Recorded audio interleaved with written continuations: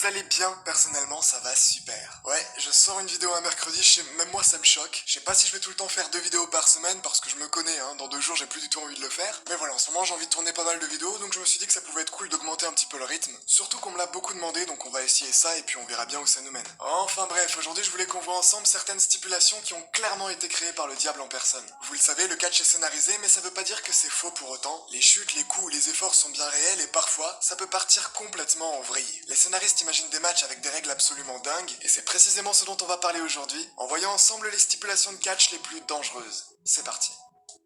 10. Le Circus Deathmatch. Alors non, il n'y a pas d'animaux, mais par contre il y a de la douleur. Avec cette stipulation, il faut placer une couche de fil barbelé sur le ring. Oui, des barbelés. En plus de ça, il y a une espèce de planche qui traverse le ring en hauteur, sur laquelle les catcheurs doivent jouer les acrobates, d'où le nom de Circus Deathmatch je suppose, jusqu'au terrible moment où ils tombent sur la fameuse couche de barbelé. Le pire c'est que parfois ils s'y jettent volontairement parce que en fait. Il est possible de remplacer la planche par un échafaudage pour se jeter d'encore plus haut, mais là on atteint des niveaux de folie pas possibles.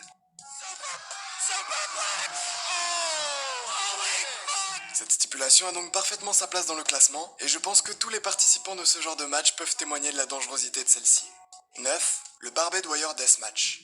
Cette stipulation est assez connue dans le monde du catch hardcore. Le principe est plutôt simple, on va mettre des fils barbelés en guise de cordes sur le ring, alors attention, il y a 3 écoles qui se disputent dans la façon dont on doit les mettre. La première méthode, c'est la plus simple, on enroule les barbelés autour des cordes, ce qui fait comme un revêtement douloureux sur lequel les catcheurs vont être projetés. La seconde méthode, c'est en entourant aussi les barbelés autour des cordes, mais verticalement cette fois-ci, histoire qu'il y ait toujours plus de piquant, hein, comme si on n'était plus qu'à ça près. Et la troisième méthode, certainement la pire, on remplace les cordes du ring par des barbelés, ce qui signifie littéralement que quand tu rebondis sur les cordes, bah tu ne rebondis pas sur des cordes. C'est assez barbare, mais c'est une stipulation qui plaît énormément dans le monde du catch hardcore. C'est un peu comme un table match à la WWE, et quasiment toutes les fédérations hardcore ont déjà fait un match du genre. 8. Le Hellfire Deathmatch. Bon, on vient de voir juste avant les dangereux Barbed Wire Deathmatch où le principe est de mettre des fils barbelés en guise de cordes sur le ring. Et bien quand on rajoute du feu à tout ça, on obtient le Hellfire Deathmatch. Pour cela, on enroule du tissu imbibé d'essence autour des barbelés et à un moment du match, le staff va littéralement allumer le feu autour du ring pendant que des hommes se battent encore à l'intérieur. Le problème c'est que la chaleur est absolument infernale et beaucoup de catcheurs se sont retrouvés avec des brûlures sérieuses à cause de cette stipulation. Non mais regardez-moi ça, c'est absolument dingue.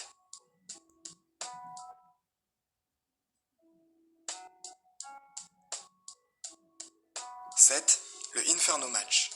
J'étais obligé de la lister dans ce classement car c'est certainement la stipulation hardcore la plus connue puisque la WWE l'a énormément utilisée. Dans cette stipulation, le ring est entouré de flammes et le but est de jeter son adversaire dans le feu. C'est le seul moyen de remporter le match. Inutile de vous préciser que le feu ça brûle et que par conséquent, ce type de match est extrêmement dangereux. Le premier Inferno Match de l'histoire s'est déroulé durant Unforgiven 1998 où l'Undertaker affrontait Kane. Le Deadman va mettre le feu au bras du Big Red Monster.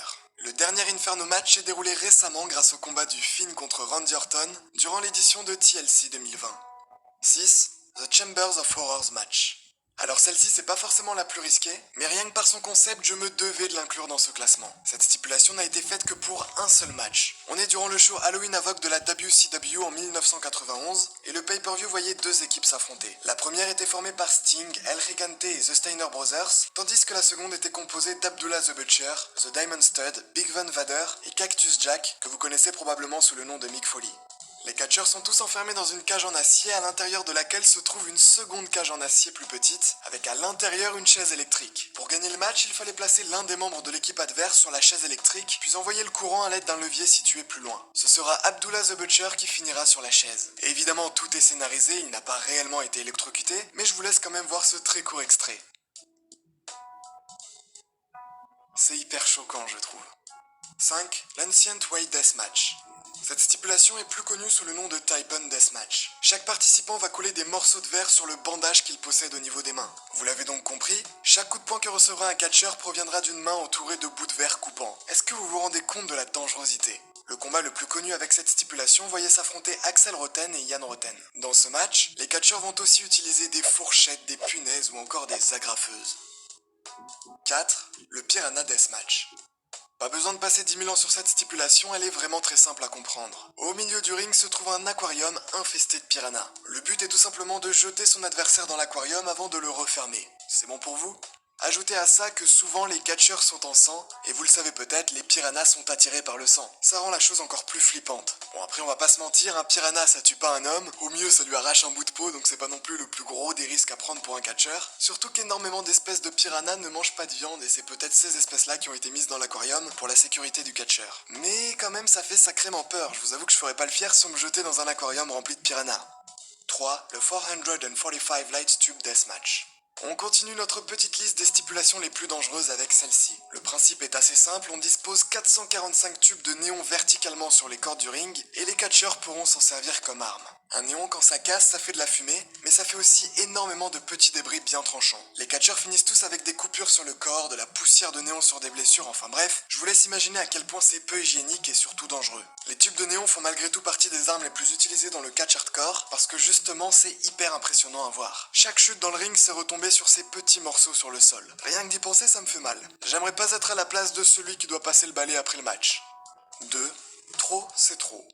Parfois les scénaristes partent loin, très loin dans leur imagination, comme par exemple avec le No Rope Electrified Barbed Wire Exploding Ring Time Bomb Deathmatch. J'ai plus de souffle tellement c'est long à dire. Littéralement, la stipulation de ce match, c'est des barbelés en guise de corde, des barbelés électrifiés qui produisent une décharge quand un catcheur tombe dessus, avec en plus une bombe sous le ring qui explose si le compteur arrive à 0. Et pour arrêter le compteur, il faut faire un tombé gagnant sur son adversaire. Bon, en réalité la bombe c'est juste une explosion tout autour du ring, mais quand même.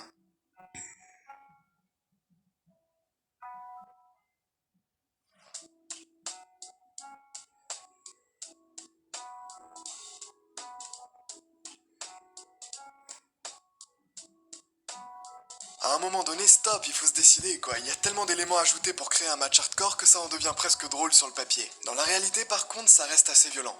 1. Trop c'est trop, partie 2.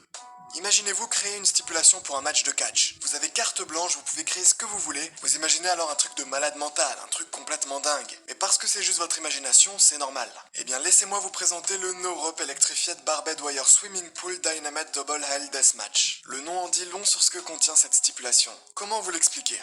Un ring flottant est disposé au milieu d'une immense piscine, les cordes sont remplacées par des barbelés explosifs et à chaque fois qu'un catcheur est éliminé, en étant envoyé dans l'eau, une explosion survient devant le ring. Des questions ? C'est juste incroyable qu'un match comme ça ait pu exister.